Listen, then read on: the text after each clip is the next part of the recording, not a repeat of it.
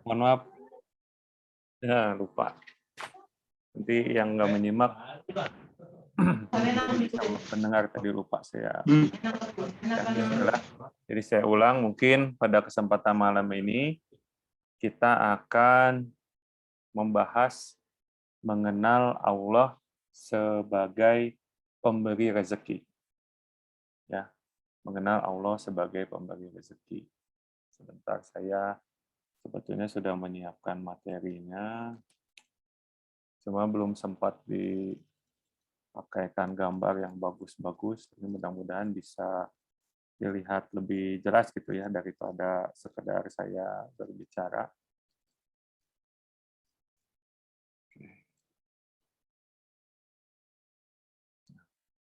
Mengenal Allah sebagai pemberi rezeki.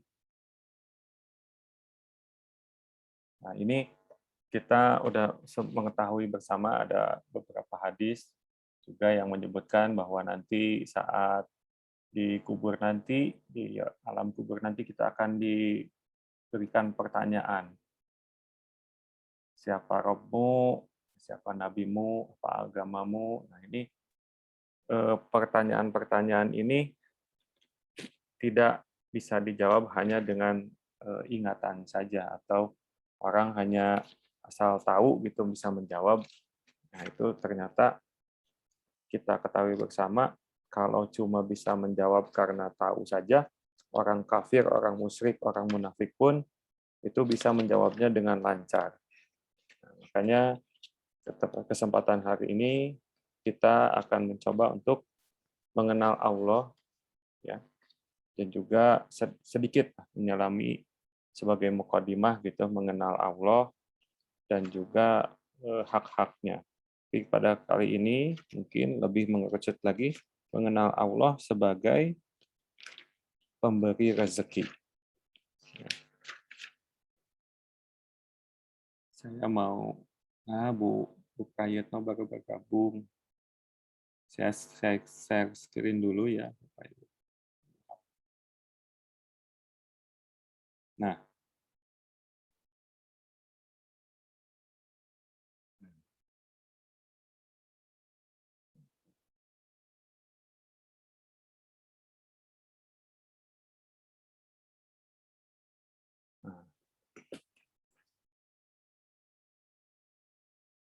dalil mengenai mengenal Allah sebagai pemberi rezeki. Jadi kita mengenal Allah itu juga yang paling mengenal Allah adalah Allah sendiri.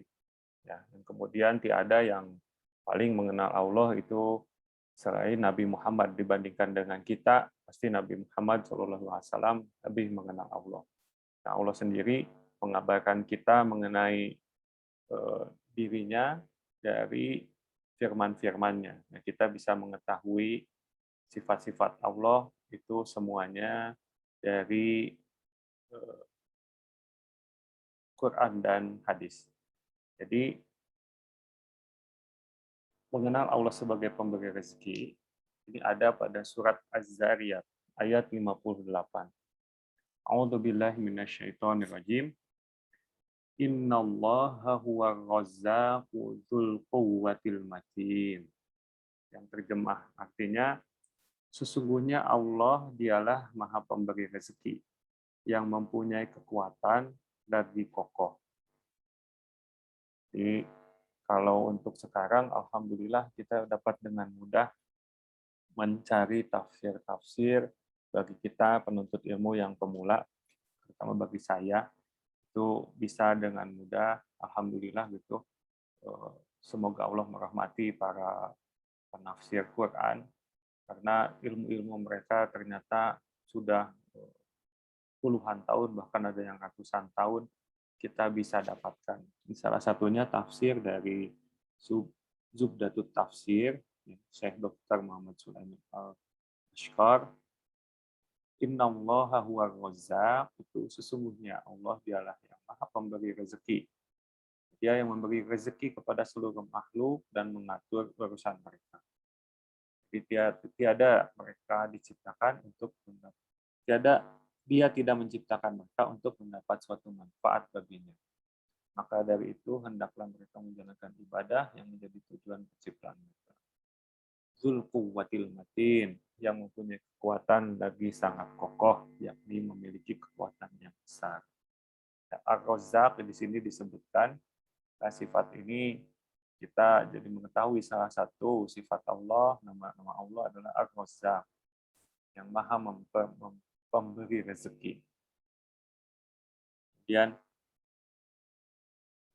Nabi Shallallahu Alaihi Wasallam bersabda juga, ini salah satu dalil-dalilnya adalah dari hadis riwayat Muslim nomor 2653, Allah telah mencatat takdir setiap makhluk sebelum 50.000 tahun sebelum penciptaan langit dan bumi.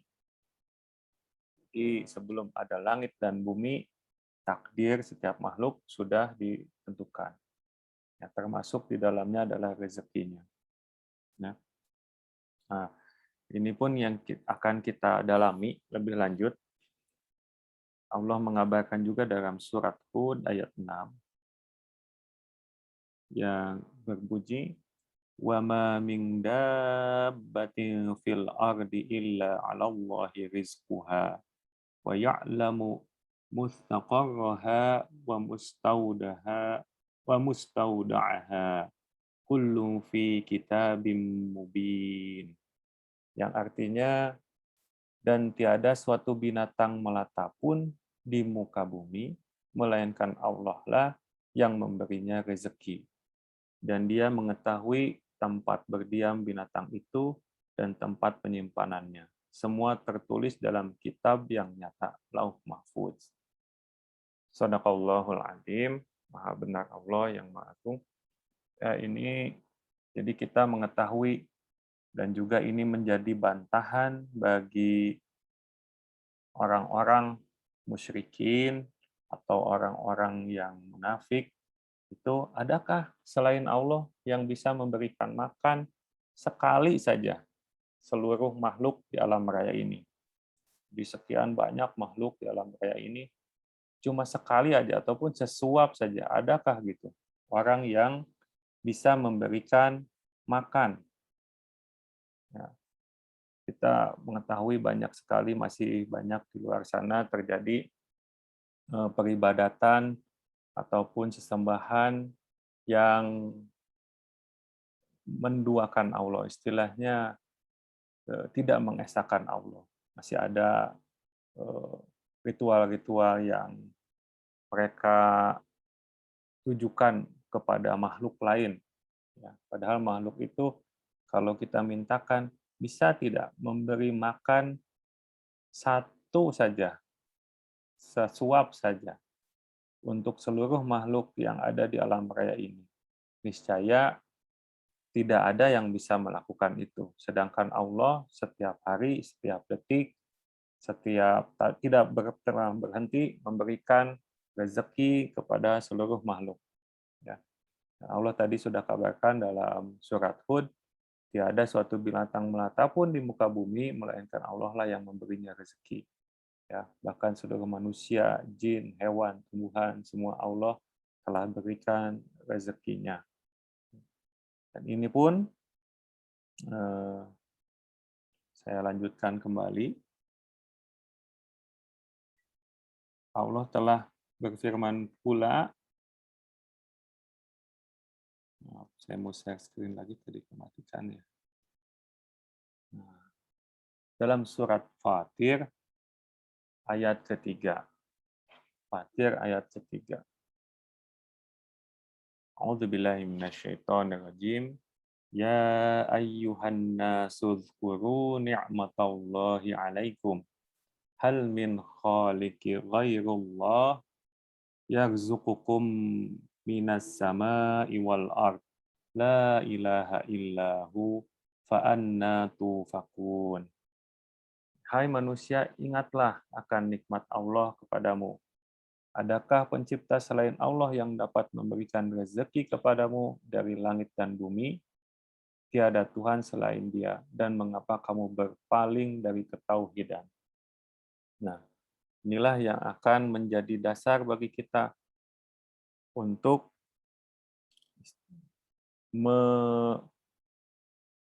mencari rezeki ya, istilahnya untuk menjemput rezeki. Kalau yang biasa Agim sampaikan tuh menjemput rezeki.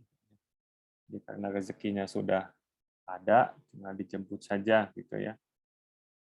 Tapi inilah yang jadi modal utama. Jadi tauhidnya itu harus kuat, betul-betul kuat. Ini kita bisa lagi berbagi. 15 semakin Enggak wilujeng sumping Pak Parmito. Sekedar. Assalamualaikum warahmatullahi wabarakatuh. Maaf Pak Lukman ya, Waalaikumsalam. tadi terbuka. Mohon. Sini, jadi dari zaman dulu pun banyak orang yang berpaling dari ketauhidan dalam mencari rezekinya. Jadi nggak sampai sekarang. Nah ini yang menjadi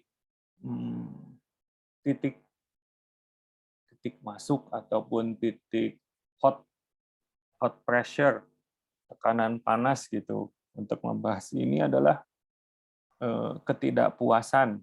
Ya saya pun mengenal ini dari ustadz-ustadz yang saya belajar, ketidakpuasan akan kondisi perekonomian sekarang ini.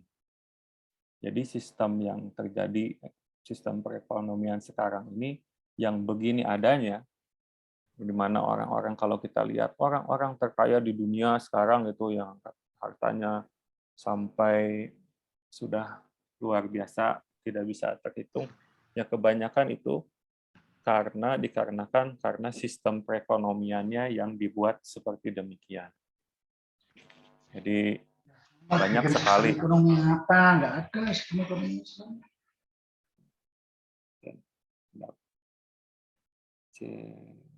Punten ya Bapak. Saya ingat dulu. Jadi dengan kondisi sekarang di mana orang mau berdagang saja itu harus banyak ya sebetulnya, di antara beberapa di antaranya pasar yang harus sulit diakses gitu bagi orang gitu. Sedangkan orang zaman Rasul itu pasar itu adalah wakaf dan juga jadi orang bisa bebas berjualan di sana. Sekarang itu pasar itu seperti pasar Madinah waktu dahulu dikuasai oleh kaum Yahudi. Nah, sekarang juga pasar-pasar kita juga dikuasai oleh orang ataupun sistem-sistem yang tidak Islami, yang akhirnya juga seperti sekarang kita bisa rasakan gitu ya, bahwa banyak sekali yang jomplang seperti itu. Kemudian kita juga, Pak Step baru masuk, kita juga prihatin banget dengan berita banyaknya pinjaman online sekarang seperti ini. Itu juga kan salah satu cara istilahnya mendapatkan rezeki mungkin ya. Orang-orang juga, dan itu juga jadi akses juga ternyata yang dulu orang penipu yang suka telepon nipu. Bentar, saya unmute dulu. Orang yang suka menipu, dapat undian berhadiah dan segala macamnya itu sekarang udah beralih ternyata ke pinjaman online karena orang Indonesia udah kebal dengan penipuan telepon gitu, dan ternyata lebih mudah mengiming-imingi fasilitas uang cepat, dana tunai yang bisa diakses dengan mudah gitu, seolah-olah itu adalah fasilitas, ternyata menjerat, bahkan ada yang sampai bunuh diri. Dan kita juga prihatin Indonesia dikabarkan banyak sekali hutangnya, untuk bayar bunganya aja ratusan triliun, udah nggak kebayang gimana lunasnya. Ya ini mungkin kalau bagi diri saya sendiri pribadi ya mungkin jauh untuk mengatasi jauh ke sana, tetapi mengaca pada diri sendiri, oh iya mungkin memang itulah tanda-tanda salah satu keberkahan dicabut dari suatu negeri karena memang ya diabaikannya segala macam yang sudah Allah berikan petunjuk. Kemarin juga ada beberapa kasus pun saya pun menyesalinya. Jadi nanti mudah-mudahan ini tidak menjadi sesuatu yang buruk, tapi mudah-mudahan jadi non contoh gitu. Jadi dahulu kala juga kami sebagai di rumah tangga kami juga mengalami hal demikian. Jadi berkaca dari situ, makanya bisa merelate ya lah kepada hal yang kita sedang bahas ini. Jadi kemarin sempat dibahas di grup pengajian tentang bagaimana Bapak kalau untuk menyicil KPR 20 tahun, apakah itu termasuk riba? Nah, ini nanti mungkin Pak Asep Ramdan ya yang lebih kompeten membahasnya, karena itu ada muamalah. Tapi sedikit intermezzo saja, dulu pun kami sempat akan mengambil KPR seperti itu, dan luar biasa banyak sekali jebakan Batman-nya, Bapak Ibu ya.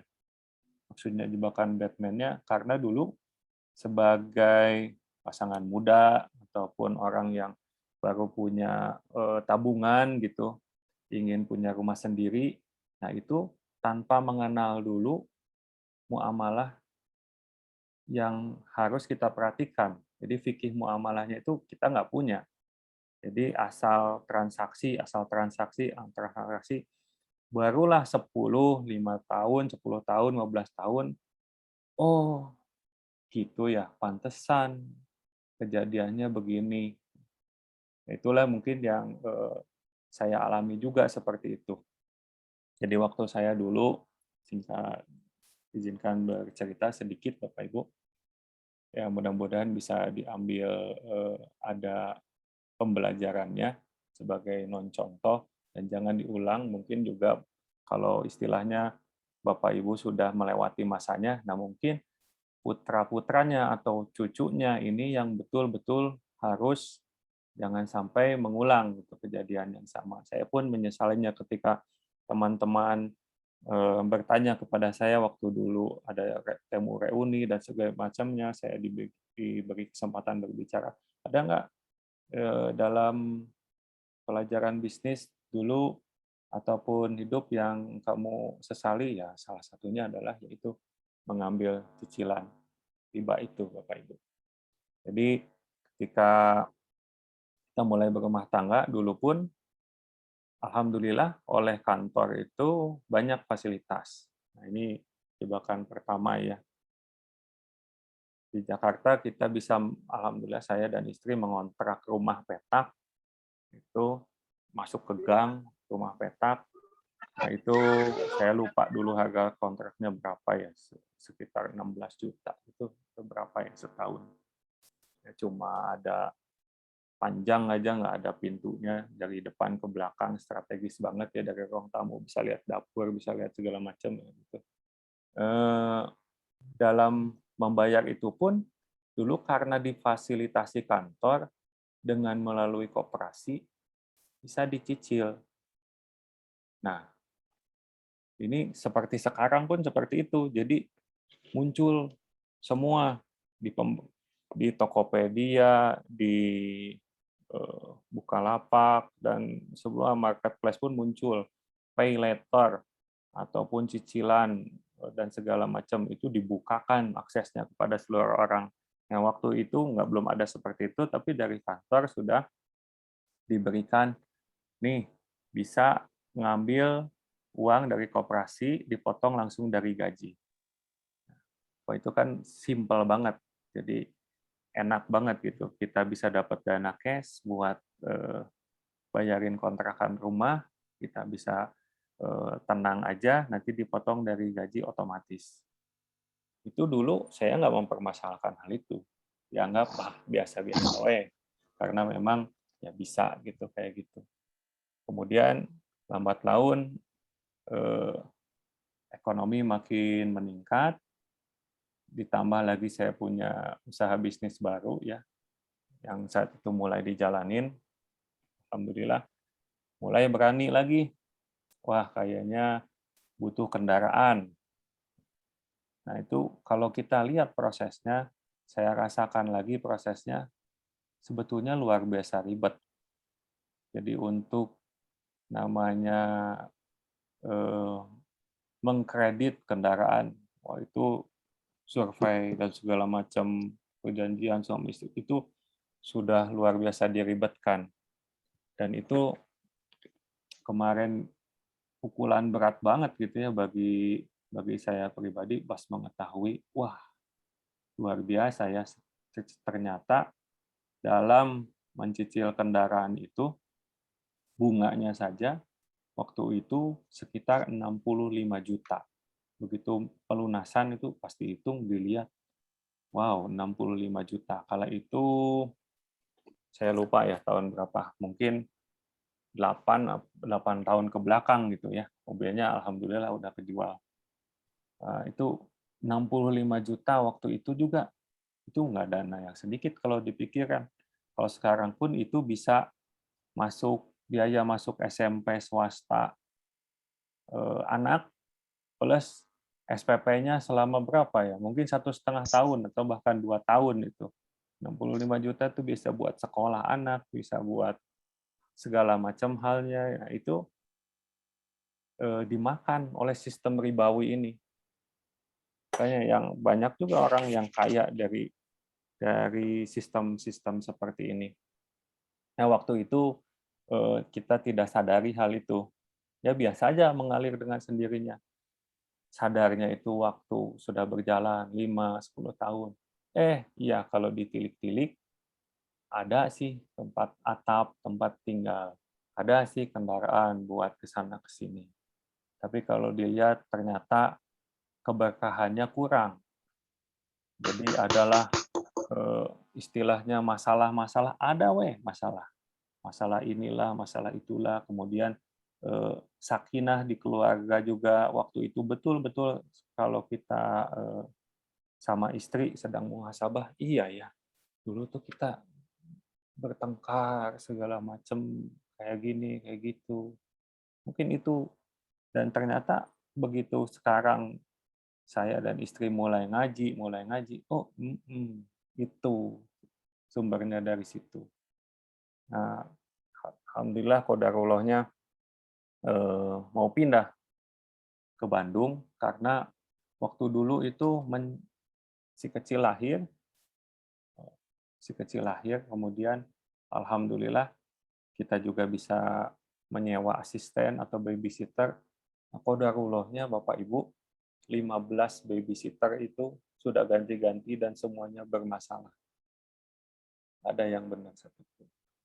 Yaitu sampai yaitu istri sering izin ke kantor, mohon maaf nggak bisa masuk karena babysitternya bermasalah, saya harus ngurus bayi di rumah dan sebagainya, sampai dimarahin atasannya. Itu jadi membuat stres itu. Bergulung terus masalah itu sampai titiknya kita nggak tahan, pun masih ada penghasilan dari usaha dan bekerja, akhirnya diputuskan kembali lagi ke Bandung. Kembali ke Bandung. Untuk sementara tinggal di Pondok Mertua Indah, istri saya. Terus saya masih tetap kerja di Jakarta. Jadi saya yang sendiri di Jakarta. Nah, singkat cerita kita juga mulai mencari kenapa gitu ya. Gimana caranya supaya lebih sakinah, lebih enak, anak-anak urus. Alhamdulillah di Bandung bisa ada support dari ibu dan mertua ya untuk membantu mengurusi bayi gitu. Waktu dulu itu awalnya waktu di Jakarta nggak ada. Nah, setelah berjalan gitu, ternyata istri saya punya ide, saya mau daripada diem karena udah nggak kerja, bikin usaha. Bikin usaha kecil-kecilan, kemudian berkembang sedikit-sedikit, berkembang sedikit. Ya alhamdulillah ternyata itu bisa maju ya sampai sekarang. Tapi yang bukan dibahas nanti bukan dari sisi itu, tapi kemudian masalah berikutnya lagi adalah kita pengen punya rumah tinggal. Ya salah satu rezeki, salah satu istilahnya rumah tinggal itu kan rezeki, salah satunya itu rezeki. Salah satu dari rezeki. Nah, kala itu kita sudah tahu nih, berat Pak, itu Bapak Ibu berat untuk membayar cicilan mobil gitu ya. untuk memenuhi kebutuhan bayi, kebutuhan hidup dan segala macam. Nah, itu memang betul-betul ternyata awalnya aja kelihatan, oh kayaknya bisa gitu. Tapi itu membebani terus. Belum lagi pajak tahunan dari kendaraan. Ya dari awal prosesnya udah berat, terus dalam pelaksananya udah berat, pas lunas kita tahu, wah sakit hati juga ternyata bunganya gede banget gitu ya. Itu uang kita hilang di situ sekian banyak. Nah, karenanya waktu itu juga, kita pengen punya rumah selanjutnya di Bandung. Di Bandung kecil pengen punya rumah dan sampai sampai survei-survei akhirnya itu hampir masuk lagi ke jebakan Batman berikutnya. Itu udah diputuskan, udah melihat, wah ini udah jatuh cinta gitu ya. Pengen diputuskan membeli rumah asalnya mau membeli rumah di Puridago di sana. Waktu itu rasanya harganya masih 500 jutaan ya. Tapi kecil itu tipe 90 kalau nggak salah dulu ya. Lupa ya. Nah dihitung-hitung ternyata tabungan nggak cukup. Tabungan cukup. Nah tapi, ini datang lagi nih godaan berikutnya. Cukup nih buat DP. Buat DP rumah. Coba. Nah ini juga nanti nanti mungkin yang lebih jelasnya oleh Pak Asep Ramdan ya untuk tentang muamalah. Tapi ternyata untuk KPR meng-KPR rumah itu tidak cukup dengan hanya diiming-iming oleh sales rumah ataupun sales dari bank. Sudah halal Pak, sudah gini Pak, oke Pak, dan segala macamnya. Padahal mereka pun tidak tahu caranya bermuamalah. Ya, contohnya kemarin sempat saya dapat sedikit ilmu dari Dr. Ustadz Erwandi ya. Kalau waktu datang ke developer itu pasti developernya itu minta tanda jadi. Ya, kalau Bapak mau ngambil unit ini pasti dibilangnya unit ini tuh fast moving, Pak. Kalau Bapak nggak book sekarang, itu pasti besok habis. Dan betul, itu banyak dibeli oleh orang Jakarta di Puridago itu. Cepat nih booking, yang mana Bapak mau, yang ini, nomor sekian, atau yang mana. Setelah didapat itu, nah, akan pasti akan dimintai, nggak cuma omongan gitu, pasti dimintai DP. Betul nggak Bapak Ibu? Ada yang pernah nggak nih? Pastilah Bapak Ibu ya pernah ya untuk melakukan adalah tahu pengetahuan tentang gimana mulai KPR gitu ya, atau beli rumah dengan cara cicilan gitu. DP. Nah, ternyata dalam proses DP itu, kalau untuk kemarin sempat dibahas juga, kalau syariah itu prinsipnya adalah banknya beli dulu ke rumah tersebut, ke perumahan developer tersebut, dan kita membelinya dari bank itu dengan harga yang disepakati. Jadi bukan pinjaman, tapi akadnya jual beli. Nah, tapi kalau kita sudah memberikan DP-nya ke developer, itu sebetulnya itu akadnya, itu rumahnya itu sudah transaksi jual belinya antara developer dan kita yang memberikan DP. Nah ini kadang-kadang orang nggak tahu ini dan bablas aja gitu, kena juga di situ. Jadi kalau memang pengen sesuai syariat, developernya mengembalikan dulu DP-nya dan full itu rumah itu dilepaskan dari kepemilikannya dari calon pembeli, dibeli dulu oleh bank betul, gitu. Baru nanti oleh kita sesuai perjanjian. Saya mute dulu yang lupa mau mute. Baru muamalah yang lain gitu ya, transaksi yang lain antara jual beli antara kita dengan bank. Jadi banyak sekali detail yang harus diperhatikan supaya transaksinya halal. Jadi nggak cukup halal, ya halal. Tapi sebetulnya developernya nggak ngerti, Bapak halal ini ngerti nggak? Nggak juga. Katanya sih iya. Terus yang beli, Bapak ngerti nggak? ini transaksinya harus gimana? Enggak juga, tapi katanya sih udah halal. Nah, itu jebakan Batman kedua. Dan itu prosesnya juga sama gitu, panjang dan ya ribet lah menurut saya. Nah, nanti bisa saya ceritakan ternyata kalau kita nurut gitu punya punya punya mindset yang berbeda, ternyata oh Allah memudahkan ya.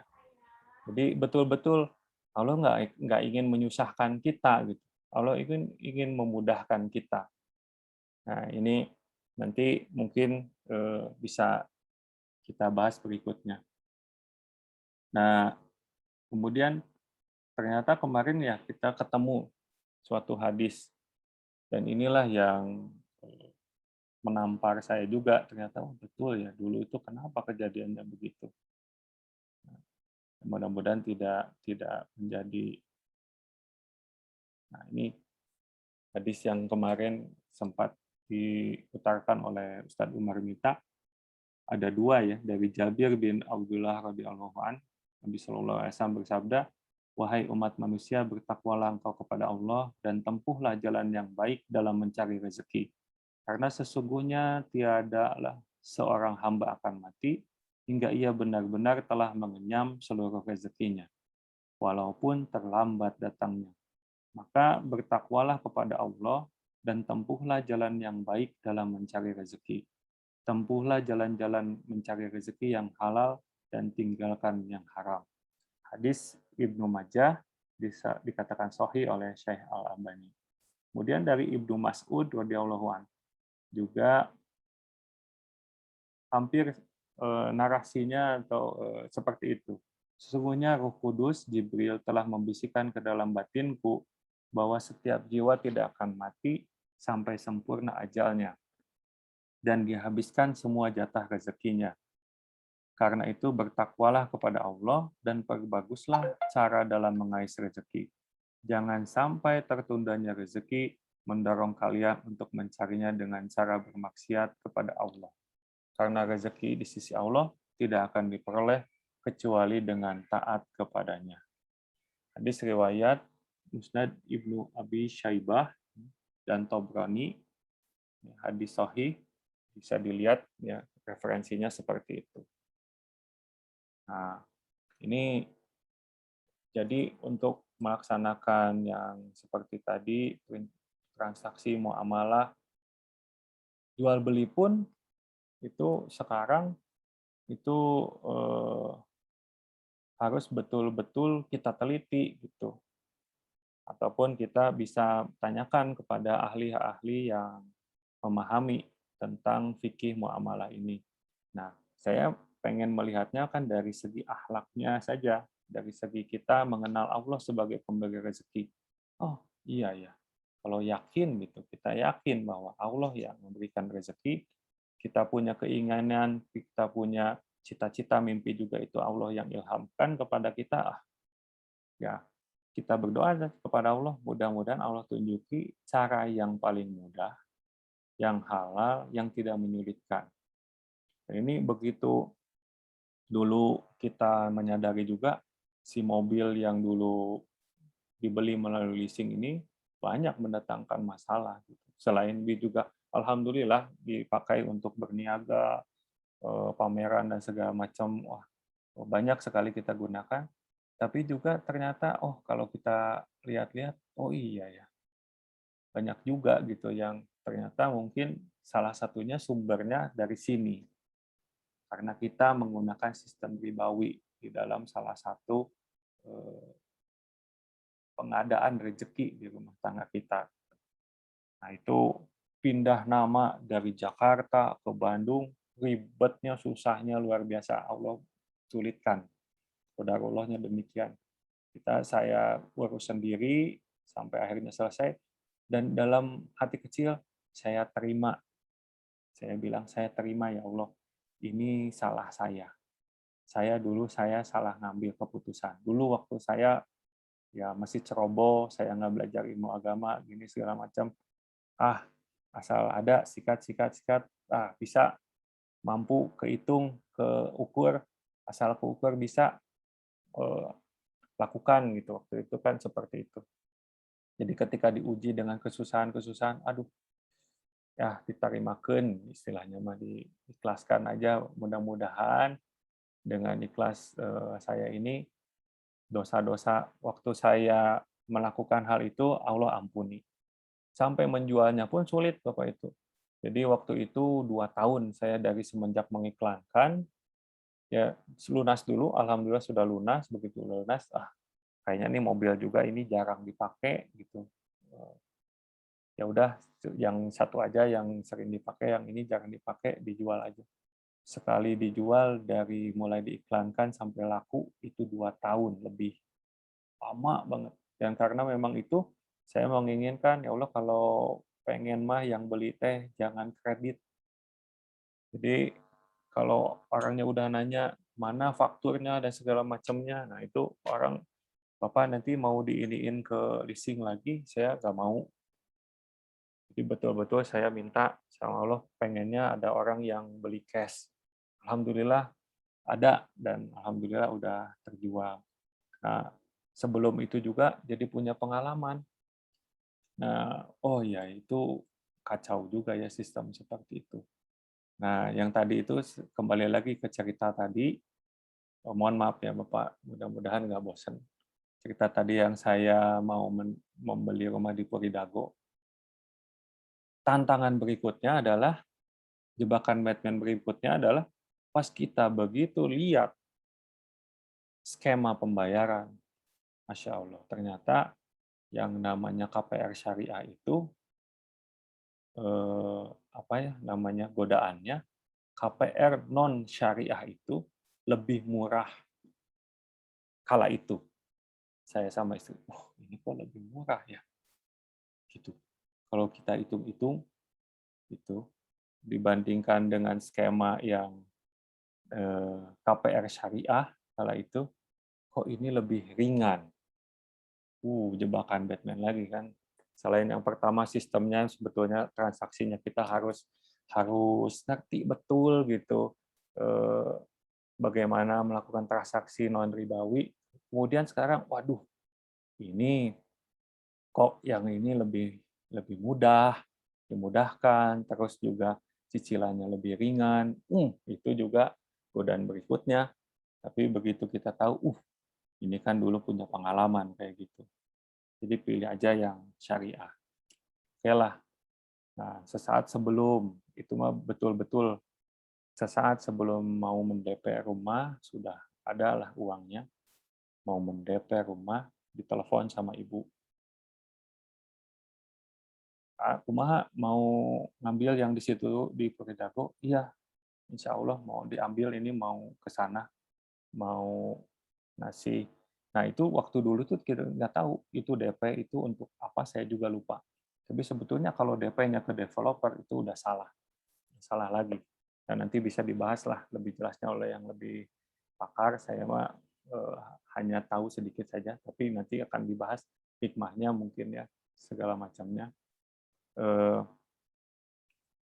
Jangan, nggak usah, kata ibu. Kenapa? Daripada digelayuti utang selama 15 tahun, ya itu adalah punya bapak, punya ibu, sebidang tanah di Randusari di situ, dekat dari situ, dilihat aja, udah bangun aja di situ, kata ibu. Kalau dihitung kala itu betul-betul itu, oh tanahnya sekian, punten ya saya mute dulu. Uangnya sekian, uangnya cukup buat DP KPR aja. Kalau dibikin bangunan rumah pun dengan kos biaya, pas dihitung-hitung, kayaknya nggak cukup nih. Ataupun kayaknya nggak sampai selesai. Gitu. Nah, tapi kala itu karena udah prinsipnya menurut ibu, Bismillahirrahmanirrahim. Bismillah. Nah, alhamdulillah ternyata dimudahkan Pak Ibu. Jadi jalannya dimudahkan, usahanya bertambah lancar, ada jadi sistemnya kita ngebangun juga harian gitu ya, mingguan bayar bayar yang kerja, kemudian material juga bayarnya seperlunya, pas lagi perlu bayar, pas lagi perlu bayar gitu. Jadi nyicil betul-betul day by day gitu. Kadang-kadang deg-degan juga ini bisa bisa bayar buat yang kerja atau enggak gitu. Tapi alhamdulillahnya dengan izin Allah, alhamdulillah selesai. Nah, pas ke sini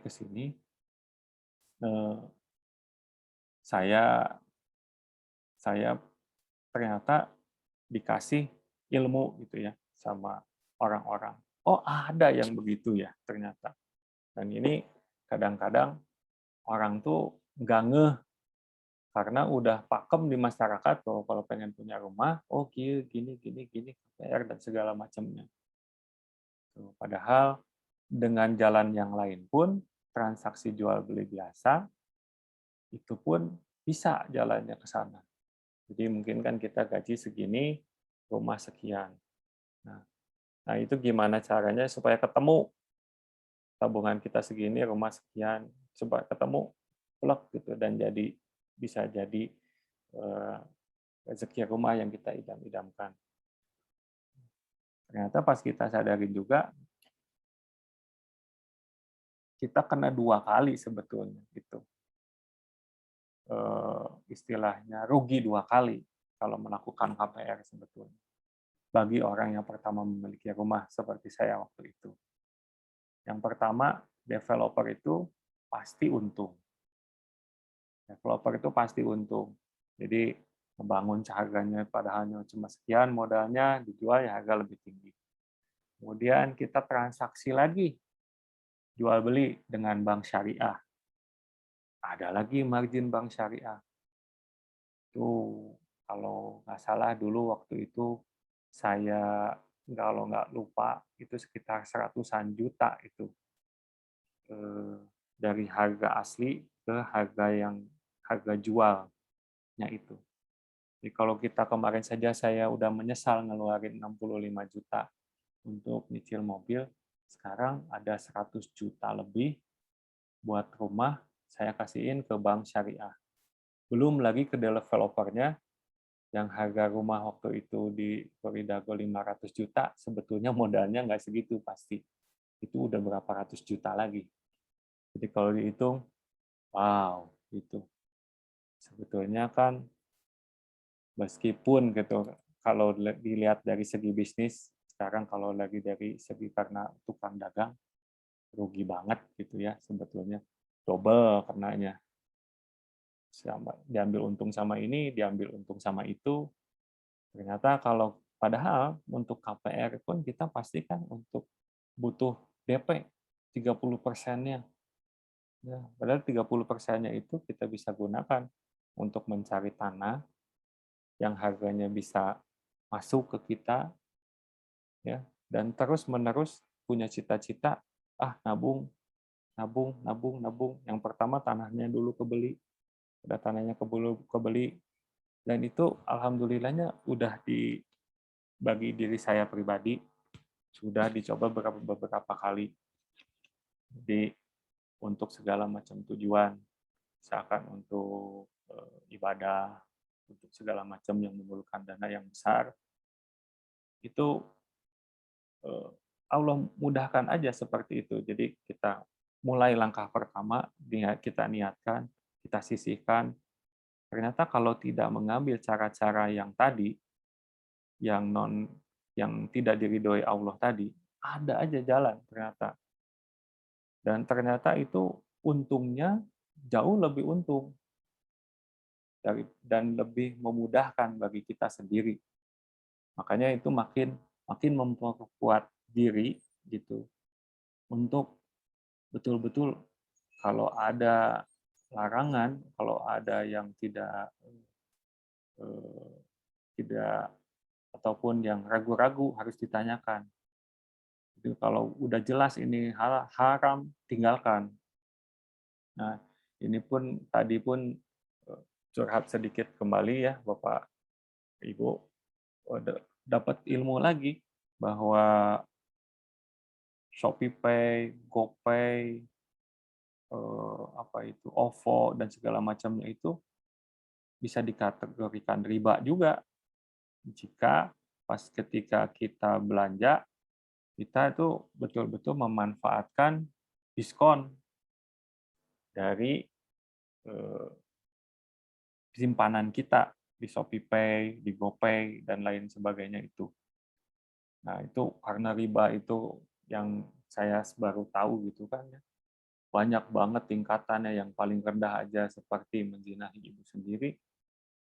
Wah, luar biasa sebetulnya. Jadi, dan itu dampaknya luar biasa. Ternyata rezeki yang tidak halal itu berdampak, kok kita susah ya untuk istiqomah beribadah ke Allah. Nah, salah satu jawaban Ustadz, mungkin Ustadz Umar Mita juga menerangkan bahwa itu perhatikan apa yang dimakan dari apa yang kita makan. Kalau saya perhatikan ya kita tidak cuma berbicara tentang bagaimana cara mencari rupiahnya, tapi juga waktu spending kan itu rezekinya yang kita akan cari kan makanan yang masuk ke mulut kita. Dan misalkan melalui transaksi GoFood ataupun ShopeePay yang kita manfaatkan diskonnya yang besar. Wah, ini kita masukin dulu aja uang kita ke sana. Ternyata dengan itu kita banyak fasilitas, banyak diskon dan sebagainya. Ternyata Ustadz Erwandi kemarin mengatakan bahwa itu riba. Astagfirullah. Nah, ini juga kita nggak tahu sebagai kaum muda, milenial yang dibukakan fasilitas sebanyak itu. Nah, gimana akhlak kita ketika kita tahu bahwa itu dikatakan oleh salah seorang ulama yang pakar di bidang muamalah itu riba. Mau nggak meninggalkan itu? Mau nggak repot-repot lagi ya demi mencari ridho Allah, udah transaksi cash aja. Terus kalau nggak mau belanja, oh transaksi cash lebih mahal dong kalau nggak pakai fasilitas dari Shopee ataupun GoFood. Ya udah beli aja ke depan sendiri jalan kaki, beli pakai motor, transaksi cash. Karena berat dampaknya sebetulnya. Dampaknya adalah itu tadi, kita nggak bisa istiqomah ibadah, ternyata anak-anak kita kok jadi kurang bisa nurut dan segala macamnya. Itu ternyata sumbernya dari makanan yang kita berikan kepada keluarga kita. Jadi kalau baru mengertinya itu di 5 tahun, 10 tahun, 15 tahun, oh dia gara-gara dulu ini. Ya, itulah yang biasanya kita dikasih kepahaman ke arah sana. Ya. Nah, ini terakhir mungkin ya Bapak Ibu. Saya mau share lagi terakhir. Surat Al-Baqarah ayat 276. Nah, ini sering saya dengarkan kalau Pak Asep Ramdan lagi mengimami. Beliau suka membacakan ayat ini juga. A'udzubillahi minasyaitonirrajim. Yamhaqullahu riba wa yurbis shadaqat. Wallahu la yuhibbu kulla kaffarin asim. Artinya Allah memusnahkan riba dan menyuburkan sedekah. Dan Allah tidak menyukai setiap orang yang tetap dalam kekafiran dan selalu berbuat dosa. Jadi salah satu tafsirnya adalah Allah memusnahkan riba, menghilangkan berkahnya di dunia meski harta itu banyak. Dan menyuburkan sedekah, yakni menambah harta yang dikeluarkan sedekahnya, memberkahi dan menambah pahalanya dan melipat gandakannya. Dan Allah tidak menyukai setiap orang yang tetap dalam kekafiran dan selalu berbuat dosa. Yakni karena kecintaan Allah, khusus untuk orang-orang yang bertobat, dalam ayat ini terdapat ancaman besar atas orang yang mengambil riba dan mengatakan perkataan tentang riba yang tersebut. karena Allah menghukuminya dengan kekafiran. Jadi kalau masih itu ngambil jalan itu tuh, berat banget hukuminya dengan kekafiran. Sebetulnya masih banyak hikmah-hikmah yang ternyata kalau digali, ini gara-gara itu.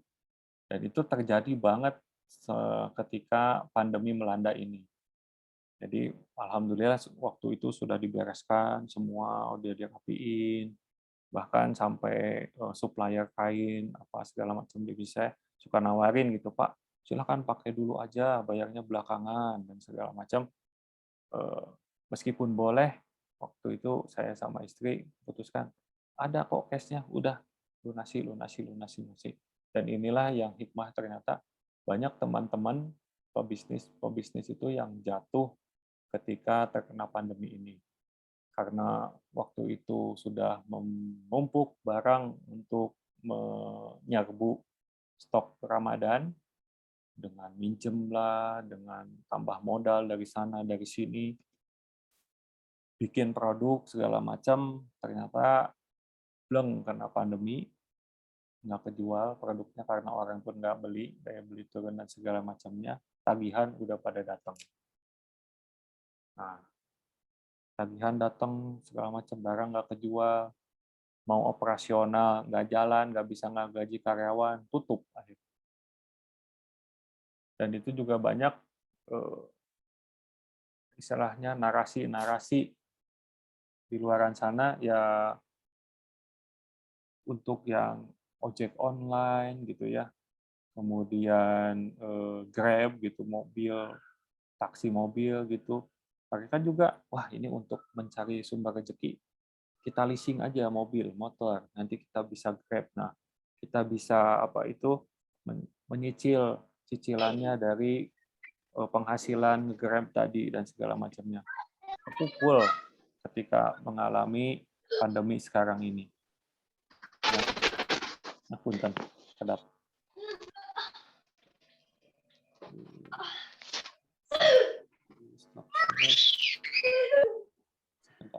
Nah, dulu ya. Nah, ini hikmah-hikmahnya. Jadi, walaupun kalau kita amati, kadang-kadang suka nyesal ya, kita kok nggak memanfaatkan fasilitas kredit pinjaman untuk menambah modal, dan itu banyak sekali tawaran bertubi-tubi karena melihat gitu ya, ada usaha yang bisa dikasih pinjaman dan segala macam.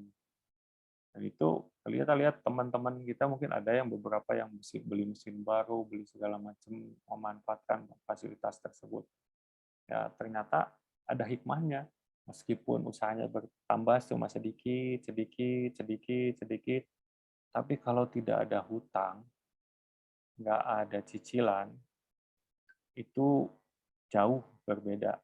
Pas kita ambil hikmahnya, mengamati sama-sama, iya ya, dulu itu sebetulnya penghasilan juga cukup, segala macam juga bisa, gitu. Bisa ini, situ. Tapi kok ribut, nggak ada sakinah, masalah ada aja, pembantu, gini, segala macam, gini. Dan kita juga sepertinya kok disibukkan, nggak bisa menuntut ilmu agama, ataupun ya kayak sesimpel-simpel sholat subuh kok telat terus gitu.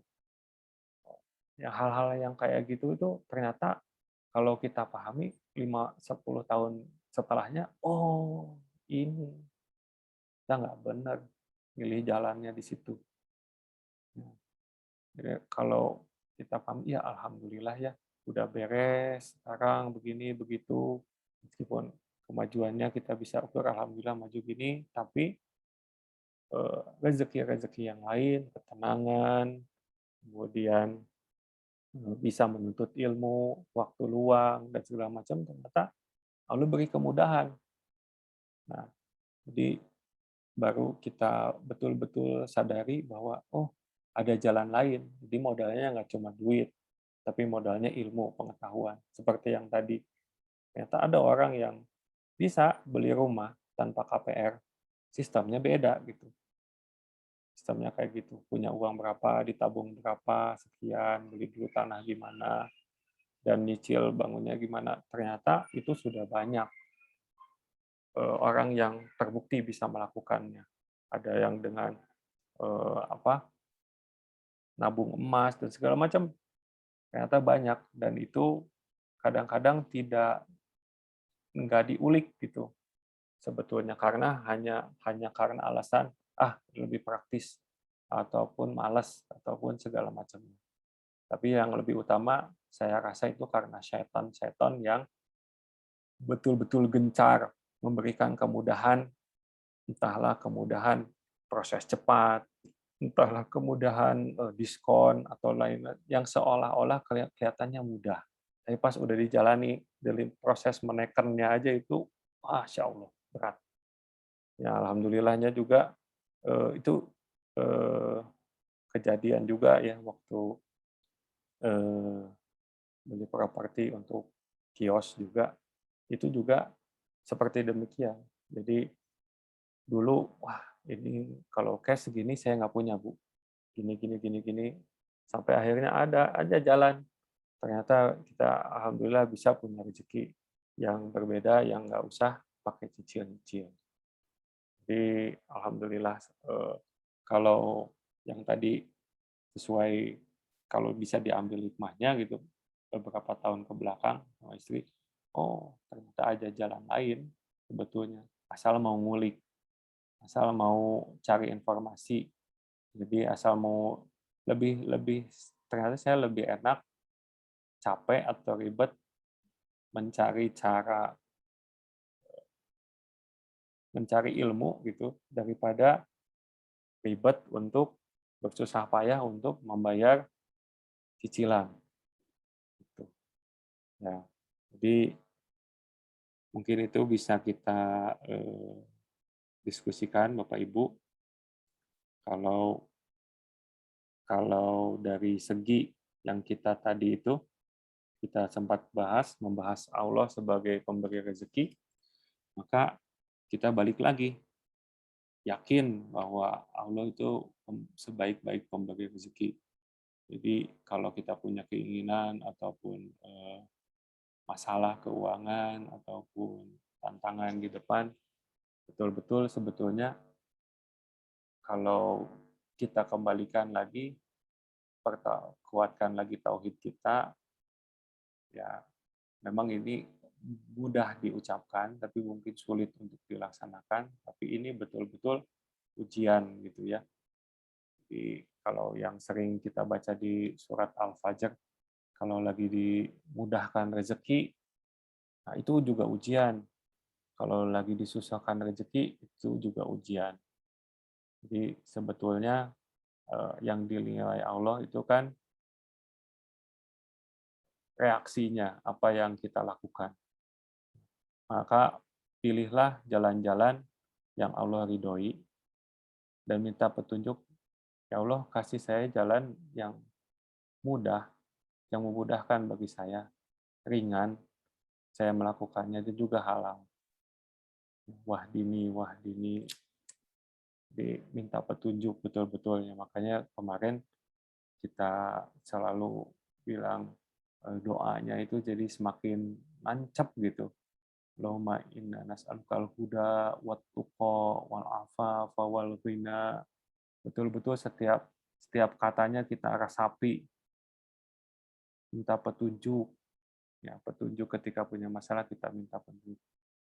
Wat tuqa ketakwaan, afaf sifat afaf dan sifat ghina. Jadi betul-betul Allah kasih keinginan, apapun barang keinginan yang kita inginkan, ataupun Allah kasih masalah, yaitu ujian bagi kita. Apakah kita betul-betul yakin Allah sebagai pemberi rezeki?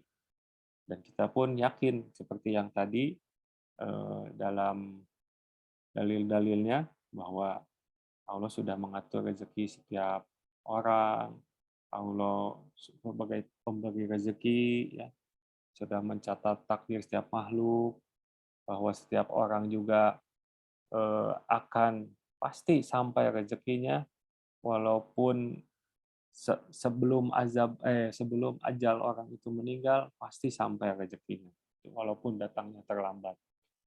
Ya, jadi mungkin itu yang bisa saya sampaikan. Mudah-mudahan bisa bermanfaat. Setidaknya yang pertama nasihat buat saya sendiri juga untuk selalu mencari jalan-jalan yang Allah ridhoi. Dan ternyata kalau kita ambil hikmahnya, jalan-jalan yang Allah ridhoi ini ternyata kalau kita sadari ini yang memudahkan kita dalam kehidupan di dunia, nggak cuma di akhirat, di dunia pun sudah dimudahkan. Insya Allah.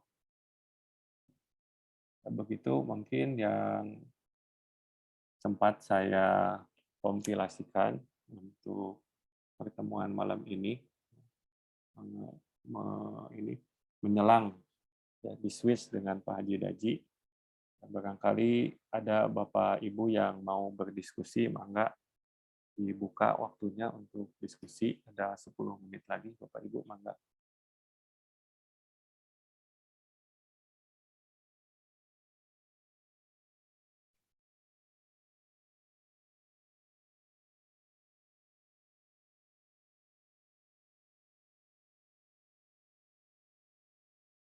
Cek.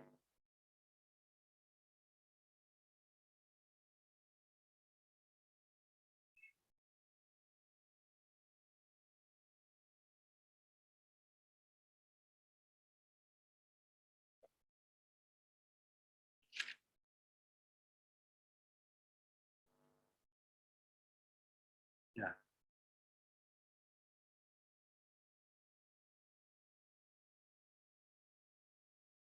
Bapak Ibu, barangkali ada yang berdiskusi atau boleh menambahkan juga boleh.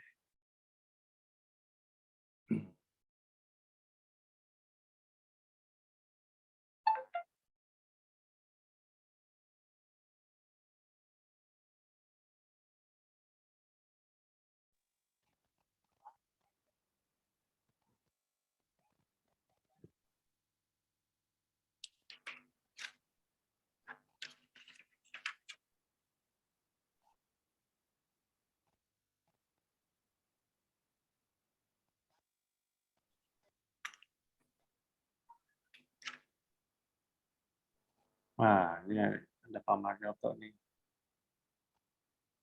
Mukanya kelihatan Pak Marioto doang.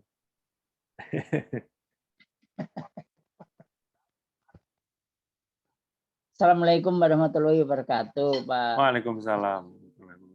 Untuk mengisi saja ini, gini, pengalaman saya yang disampaikan oleh Bapak tadi, kredit, tentang kreditnya.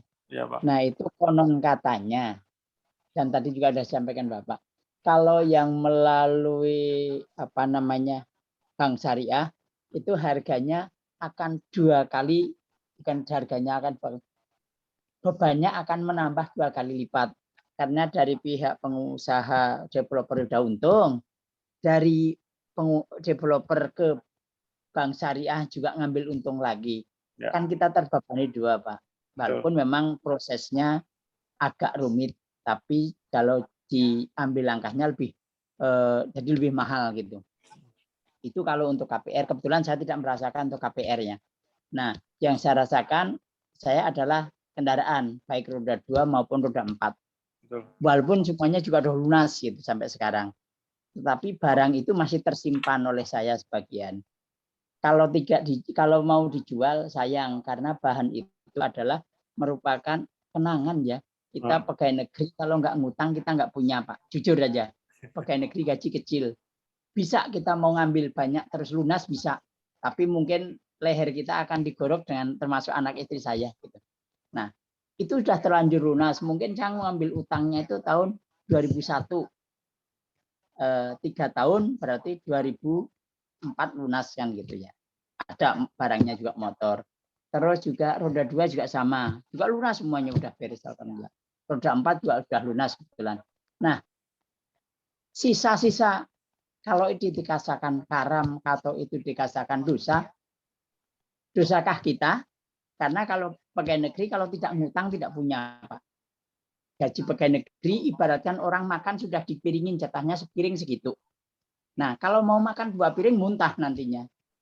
Atau mungkin kalau sekarang istilahnya digurung sama apa namanya KPK lah ya, korupsi kan gitu kasarnya.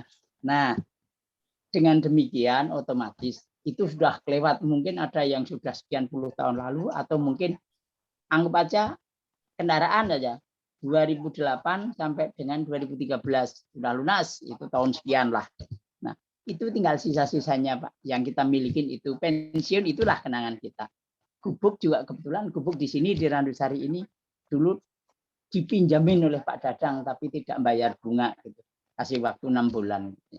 Nah, dengan demikian Pak, kalau kita lihat dengan apa yang disampaikan oleh Pak Lukman tadi, kalau melalui bank syariah itu bunganya akan double, 2 kali lebih mahal. Nah, kalau saran kemarin Pak Haji Mutarom, bank syariah, sedangkan bank syariah itu membebani. Otomatis kalau jual beli kita gimana ya? Kalau tidak syariah kan itu berarti kan akadnya kredit, Pak. Mobil juga akadnya kredit sama. Ya. Tidak, karena juga selama kita belum lunas BPKB kita ditahan di leasing, leasingnya di bank X lah gitu ya. Kalau saya dulu mungkin Suzuki ada di Bank Mandiri lah. Gitu. Kalau Mobilio mungkin ada di Bank BCA walaupun sudah saya jual gitu. Nah, dengan demikian barangkali itu masukan saja, nggak jadi pertanyaan ke Bapak, tapi pengalaman kita lah. Apakah hal demikian sedangkan kendaraan itu pinjamnya kan pinjam apa jual belinya udah sejak sekian tahun lamanya Pak. Mungkin ada yang sudah 10 tahun walaupun cuma ngambil 3 tahun gitu ya. Sedangkan kalau ibaratnya pinjam untuk membangun, termasuk terlalu jauh kita ngomong, tetapi itu nggak masalah kan, kita untuk sharing saja. Negara kita juga ngutang, bunganya kita banyak. Menurut teori katanya, anak kita lahir aja udah dibebani utang dulu, katanya 5 juta ya. Banyak itu tidak sekarang merasa Pak, 30-an mungkin, 30 jutaan. Utang itu memimpin pemimpin kita, wakil kita, DPR kita lah yo, yang mempunyai kewenangan itu. Tapi anak cucu kita mempunyai utang. Apakah itu termasuk beban ke sana, Pak? Itu barangkali masukan saja nanti jadi bahan pemikiran kita semua. Ya. Berarti kalau begitu, kalau itu merupakan utang anak cucu kita, negara jangan ngutang lah apa adanya. Toh kita hidupnya bukan, kalau Bapak kan lahir di kota, kalau saya lahir kan di desa, Pak. Rumput daun aja bisa kita untuk teman hidup makan kan. Yes. Kalau Bapak kan harus dari kota kan beda, Pak Kus kan beda. Kota. Nah, ini masukan saja Pak, barangkali nanti juga termasuk mungkin dari pengetahuan yang lain, pinjam meminjam itu udah zaman ratusan tahun silam itu kan sudah ada, tapi menjadi membangun ekonomi kita pasti enak, membangun kita bisa nikmat di jalan, tapi utang jauh itu Pak, mungkin sekian puluh tahun yang akan datang. Barangkali masukan saja Pak, barangkali itu jadi pemikiran kita bersama. Terima kasih Pak. Assalamualaikum warahmatullahi wabarakatuh. Waalaikumsalam warahmatullahi wabarakatuh. Ya, betul banget Pak, itu tapi itu jadi narasi juga ya, salah satu narasi. Wah ini kalau nggak ngutang ini kita nggak bisa punya juga. Nah itu perlu di challenge Pak sebetulnya. Apa betul demikian gitu. Nah itu apa yang saya alami beberapa kali yang betul-betul terasa itu yang waktu membeli kios itu ongkosnya lebih besar daripada rumah tadi itu. Tapi waktu itu di challenge-nya ya kayak gitu. Jadi sama kayak membangun rumah juga, tetap aja kalau dihitung-hitung nggak cukup. Kalau secara hitungan kok kayaknya nggak cukup ya. Tapi karena kita tahu kita punya tujuan, punya goals, jadi kadang-kadang pada bisnis juga orang menyarankan gini, Gus minjem modalna, lamun minjem modalna kamu lebih giat. Soalnya pasti harus ada apa itu cicilan tiap bulan, jadi pasti kamu lebih giat. Ante oge sebetulnya gitu. Kalau waktu kita jalanin ternyata tetap aja dua-duanya juga istilahnya ya kalau menurut saya pribadi, dua-duanya juga ada kayak gitunya, keajaiban gitu. Oh, ya weh gitu, yang bisa akhirnya bisa bayar cicilan. Kalau yang mengambil cicilan itu ya. Tahu sih kadang-kadang waktu itu saya juga sama waktu nyicil mobil itu, kebutuhan bayi ke sekolah anak, pembantu, babysitter, dan segala macam operasional, bla bla bla bla. Aduh, cicilan mobil segini. Kalau dihitung-hitung, itu cukup. Tapi bisa weh setiap bulan teh memenuhi target cicilan itu teh ternyata bisa aja. Nah, kalau dibalik ternyata kita tadi ya rumah segini harganya jauh di bawah harga developer, jauh udah dipangkas beratus juta tuh. Terus kita nggak nambahin lagi biaya yang ditambah KPR syariah segini gitu, kan jauh lebih bawah. Nah kita punya tabungan segini. Nah ngedeketin ini gimana caranya? Itu aja yang mesti diulik kan. Ya, pikiran ternyata itu bukan cuma saya, banyak gitu yang muda-muda, yang milenial juga yang ternyata punya pemikiran yang sama. Kita konsep dong, ganti dong, jangan konsepnya tuh pinjam mulu, gini mulu, gitu mulu. Kita tuh lagi karena ketidakpuasan kondisi kita sekarang gitu ya, negara utang segini kata bayi-bayi kita pun punya utang dan segala macam. Kalau mencermin pada diri sendiri, ternyata seperti itu. Kalau misalkan sama aja kayak gini, pas kita udah beli tanah, pas beli internet banyak yang open mic, beli tanah, udah beli tanah, Bismillah kita mulai bangun. Kita mulai minggu depan juga sama kayak bayar cicilan. Waduh, kudu bayar pegawai sekian. Kalau dihitung itu nggak pernah cukup. Tapi karena ternyata kita punya tujuan, ada aja gitu. Ternyata goal bisnis dengan ini, closing dengan ini dimudahkan. Bisa bayar ini, bisa bayar itu. Pengalaman saya pribadi seperti itu, Pak. Jadi dibalik kalau dulu itu bisa mencapai target bayar cicilan, tapi sekarang bisa mencapai target untuk membeli barang. Sebenarnya cuma di switch aja. Dua-duanya juga sebetulnya keajaiban menurut saya. Yang satu keajaiban kalau dihitung-hitung, gaji saya, gaji istri, bayar cicilan teh berat, tapi bisa wae geningan gitu. Itu juga kan orang, geningan bisa gitu keajaiban. Tapi saya pola pikirnya dirubah. Jangan pakai jalur itu, jalurnya cari yang lebih murah, cari yang lebih memudahkan. Kemudian ya udah kita ikhtiarnya di situ. Tuh. Konsepnya lebih dirubah ke arah sana gitu maksudnya Pak. Jadi bukan dan itu jauh lebih memudahkan. Betul jauh lebih memudahkan. Yang tadinya KPR 15 tahun panjang banget gitu kan dengan istilahnya speknya yang seadanya, sebetulnya ya speknya juga kita nggak bisa milih dari developer, kadang-kadang kayunya jelek, segala macam, terbatas. Karena mereka mau ngambil untung sebesar-besarnya juga kan. Nah, kalau kita bangun sendiri, speknya kita milih sendiri, udah tahu lah. Ya udahlah, kita mampunya aluminium yang ini, ya udahlah, tapi ini udah cukup bagus. Malah speknya lebih kita tahu gitu. Dan juga itu lebih menenteramkan, ternyata efek-efek yang lainnya yang kita nggak sadari, Pak. Ya, tapi untuk yang sudah, ya itu mah ya sudah gitu. Saya juga cuma bisa gini doang. Saya juga waktu itu ya udahlah. Itu hikmah 5-10 tahun ke belakang saya ambil hikmahnya. Oh itu sakinahnya kurang. Karena panas hawanya tuh Pak, memang dikejar cicilan itu hawanya panas, beda sama waktu kita kejar depan harus beli ini loh, harus ngebayar karyawan segini loh, oh ya udah kita cari. Nah itu beda, hawanya tuh beda Pak. Hawa yang waktu wah ini besok kudu bayar tanah sakit, wah telat 2 hari gimana, nah, itu tuh ngaruh ke semuanya. Yang saya rasakan sih kayak gitu.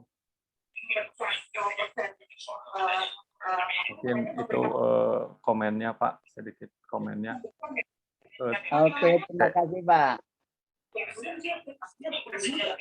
Mangga ya Pak Raharjo ini udah ini open kamera, mangga Pak. Boleh. Mangga.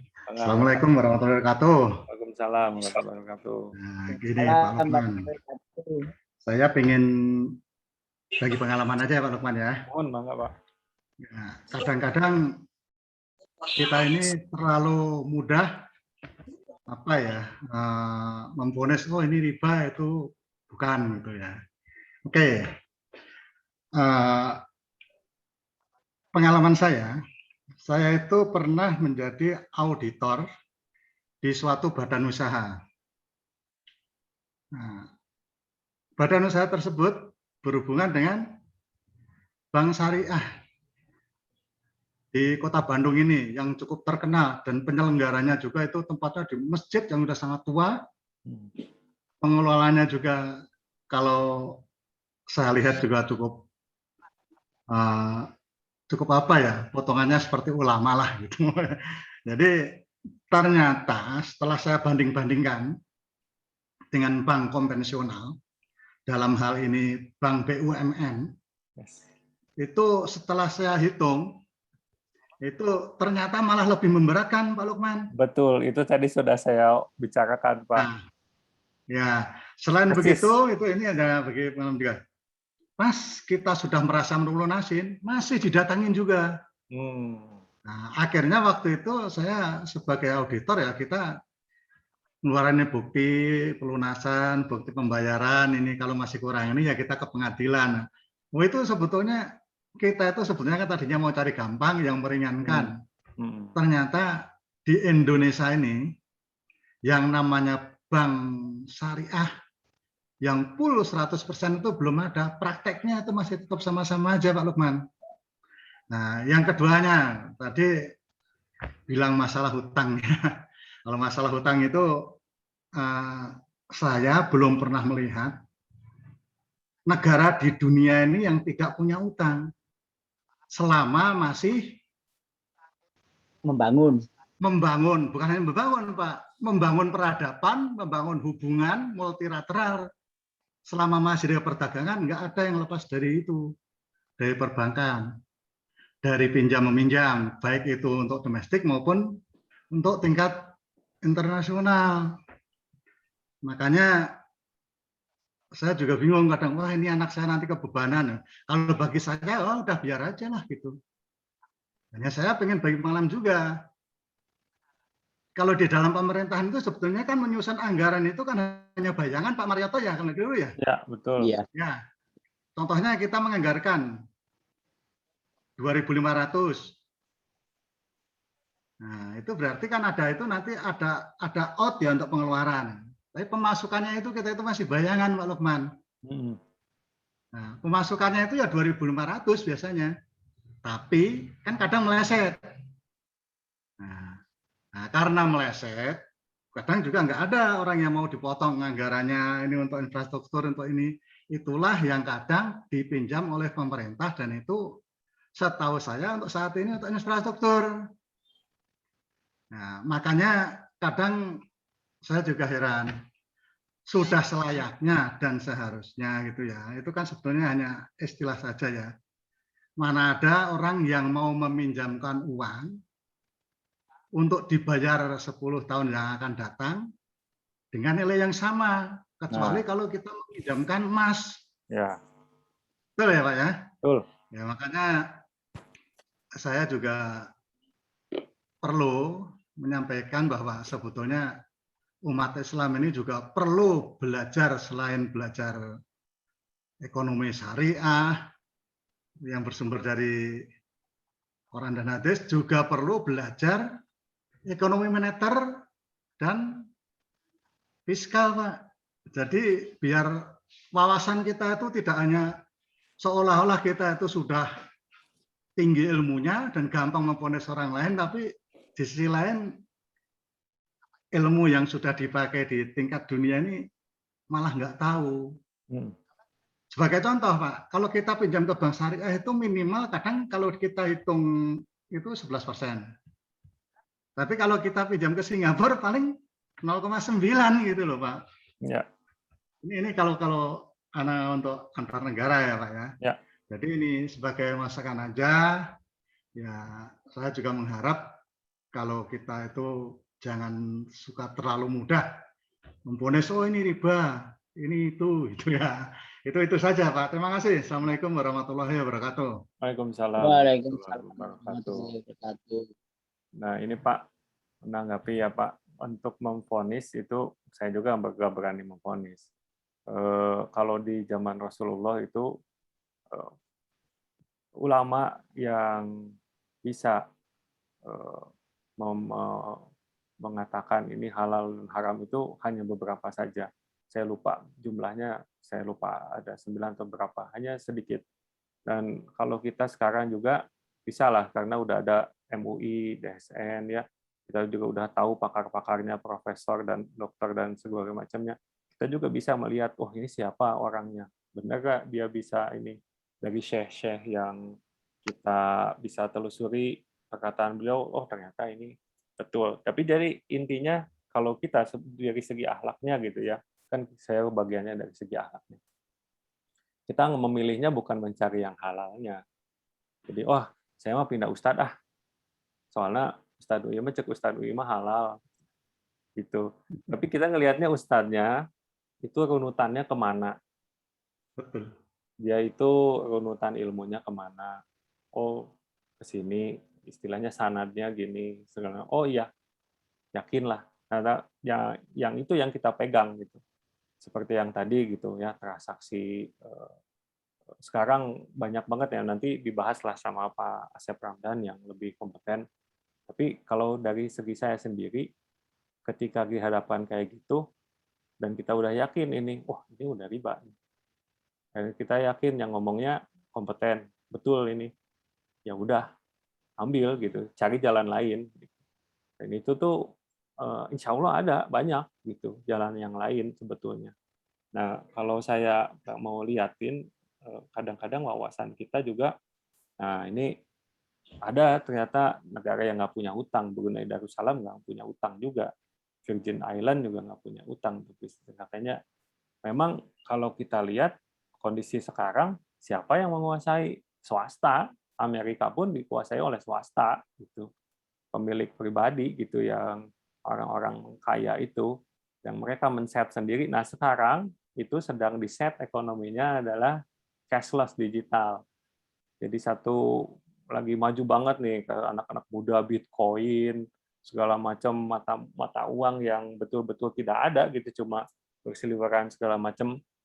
Nah, itu dapat dengan mudah sedetik aja, tak, dengan tren orang bilang saya mau jual Bitcoin gini, Elon Musk, itu bisa naik turun nilai uang dengan seketika, dan habis harta kita tuh bisa langsung habis total. Itu teman saya tuh banyak banget yang main Bitcoin segala macam. Kamu tapi nggak pernah lihat kayak gini. Nah, itu arah trennya ke sana. Tapi ya Itu ya judi itu Pak. Udah. betul. Tapi ya itu kita diarahkan ke sana sekarang pun pakai tiket segala macam ya, itu orang-orang yang istilahnya sedang menyetir supaya ekonomi mereka ya seperti itu, berbeda Makanya dengan yang kita. Nah, pintar ternyata, tapi kita punya jalan yang lain sebetulnya yang bisa ditempuh. Nah, kita harus hati-hati dan harus sadar itu Pak. Ya, model betul, kripto, model ya sekarang kan banyak lagi yang Bitcoin dan lain-lain ya, itu. Kalau kripto. kata saya itu transaksi bayangan yang tidak jelas gitu loh. Ya, betul. Ya. Makin ke sini makin banyak lah yang harus tapi kalau saya lihat gitu ya, dari zaman dulu prinsipnya masih tetap sama. Maksudnya zaman dulu orang tua maksudnya ada KPR biasa gitu, zaman kita ada segala macamnya. Tapi yang apa tuh garis merahnya tetap ada gitu. Kita bisa lihat mau beli cara cerdik gitu, cara kita ngulik sendiri, tapi oh ternyata dengan ilmu kita bisa kayak gini, atau ya dengan sistem yang ternyata ada tapi bisa mencerumuskan dan segala macam gitu. Tadi juga saya udah singgung juga Pak, karena memang itu real betul di depan mata. Nih, Makanya ini bank syariah, ini KPR bank lain, ini loh, kok murahan yang ini ya? Ini ya, jauh lebih mahal ya. Itu jebakan saya debt juga yang banyak sekali kadang lah. juga bingung. Kadang kan pengalaman juga itu. Pas orang-orangnya juga, loh ini ternyata orang BUMN masuk ke sini ya. Nah, Kalau yang diambil dari sistem manajemennya, sistem akuntansinya nggak apa-apa itu loh. ya, Jadi kadang, alah pas prakteknya begini-begini juga nih saya gitu. ya. Iya, Tapi mungkin tapi nanti itu ada ya, pembahasan yang khusus ya, mungkin untuk ya, oleh Pak Asep Ramdan. Karena ya, memang ya, akadnya memang betul Pak, akadnya memang betul. betul halal, tapi Ya, marginnya itu ternyata memberatkan. masih lebih tinggi ya. Betul, makanya itu kata saya sebetulnya ini marginnya ilangin, untungnya developernya juga ilangin gitu. Kita mulai scratch dari awal gitu, cari yang kita bisa jangkau, justru eh, ya hikmahnya gitu. Ternyata alhamdulillah Sebetulnya saya ya, saya nggak perlu 15 tahun sampai lunas. Kemudian alhamdulillah hidup di lingkungan bapak-bapak yang soleh, alhamdulillah di Ranusari dekat dengan masjid, masya Allah. Jadi kalau dihitung-hitung, wah untung saya dulu waktu betul-betul menurut kata ibu saya, pas begitu paginya mau betul-betul mau masukin itu uang, nggak usah, gitu ya. Udah itu aja, mulai di situ seadanya aja. memang Ya, kalau prinsip orang tua dulu pasti begitu Pak Lukman. ya, Orang tua saya juga begitu. Dulu itu kalau pesen, pokoknya kamu jangan punya hutang gitu aja. ah, eh, Pasti begitu saya apa dengan Pak Haji. mungkin beliau Udah sedih bangun ngelihat aja gitu. ngelihat saya waktu nyicil mobil gitu, sebetulnya ngelihat aduh senang banget ya, gitu. Itu orang tua juga bikin susah Pak. Ya, hanya itu Pak, ini sebagai masukan aja sih gitu. mohon mohon Kalau mohon prinsipnya kalau saya pinjam itu ya yang penting jangan merugikan saya, pihak peminjam juga tidak dirugikan, itu aja Pak. mohon. Ya, makasih Pak Lukman. Assalamualaikum. Waalaikumsalam warahmatullahi wabarakatuh. Ya, barangkali masih ada, mangga Bapak Ibu. Sebetulnya udah lewat ya waktunya. Mohon maaf. Mudah-mudahan tidak jemu ataupun ya kita bisa ambil manfaatnya. Itulah ilmu yang bermanfaat yang mudah-mudahan kita bisa ambil hikmahnya dan bisa kita laksanakan di kehidupan sehari-hari. Mangga Bapak Ibu. Ya, Pak Mi, kalau nggak ada, mari kita tutup dengan sama-sama berdoa. Mungkin sudah singkat ya Bapak Ibu. Astagfirullahaladzim, astagfirullahaladzim, astagfirullahaladzim. Allahumma salli ala Muhammad wa ala Alhamdulillahirabbil alamin. Hamdan yu'afini wa yukafi mazida. Ya Rabbana lakal hamdu kama yanbaghi li jalali wajhikal karim wa 'azimi sultanik. Rabbana ighfir lil muslimin wal muslimat, mu'minin wal mu'minat, al ahya'i minhum wal amwat. Bi rahmatika ya arhamar rahimin. Rabbana la tuzigh qulubana ba'da idh hadaitana wa hab lana min ladunka rahmah innaka antal wahhab. Allahumma inni a'udzubika minal hammi wal hazan wa a'udzubika minal ajzi wal kasal wa a'udzubika minal jubni wal bukhl wa a'udzubika min ghalbatid daini wa qahrir rijal. Ya Allah, karuniakanlah kami rezeki yang halal, yang thayyib, ilmu yang bermanfaat, dan amal-amal yang diterima. Ya Allah, terima kasih sudah Engkau pertemukan kami di dalam majelis taklim online ini, dan Kau pertemukan kami, kumpulkan kami di Masjid Nurul Hidayah yang sama-sama kita cintai. Semoga pertemuan ini tidak hanya pertemuan atau perkumpulan yang ada di dunia. Semoga Engkau karuniakan kepada kami untuk bisa kembali berkumpul di surgamu kelak nanti, ya Allah. Ya Allah, ya Rabbi, tunjukilah kami jalan-jalan rezeki yang halal, jalan-jalan rezeki yang mudah, yang Engkau ridhoi. Allah, apabila pada hari ini kami masih mempunyai tanggungan atau masih mempunyai suatu hutang yang harus dikembalikan, maka ya Allah, mudahkanlah kami untuk melunasinya. Amin. Alamin. Ya Allah, Rabbana atina fid dunya hasanah wa fil akhirati hasanah wa qina azabannar. Subhana rabbika rabbil izzati amma yasifun. Wassalamun alal mursalin walhamdulillahi rabbil alamin. Barakati Al-Quran Al-Fatihah.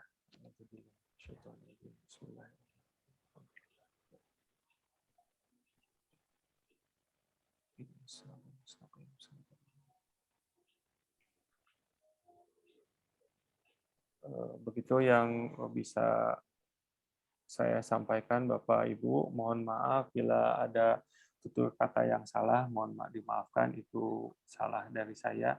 Dan apabila ada sedikit ilmu yang bermanfaat, itu datangnya dari Allah. Mari kita tutup pengajian online malam ini dengan beristighfar. Astagfirullahaladzim. Bacakan alhamdulillah, alhamdulillahirabbil alamin. Dan doa kafaratul majlis. Subhanakallahumma wa bihamdika asyhadu an la ilaha illa anta astaghfiruka wa atubu ilaik. Ya, bangga Bapak Ibu boleh meninggalkan ruangan. Insya Allah untuk minggu depan materi akan disampaikan oleh Bapak Ustadz Hadi Jaji. Bangga Bapak Ibu, selamat beristirahat. Assalamualaikum warahmatullahi wabarakatuh. Waalaikumsalam warahmatullahi wabarakatuh. Terima kasih Pak Lukman. Terima kasih semuanya. Assalamualaikum. Lukman. Sami Pak.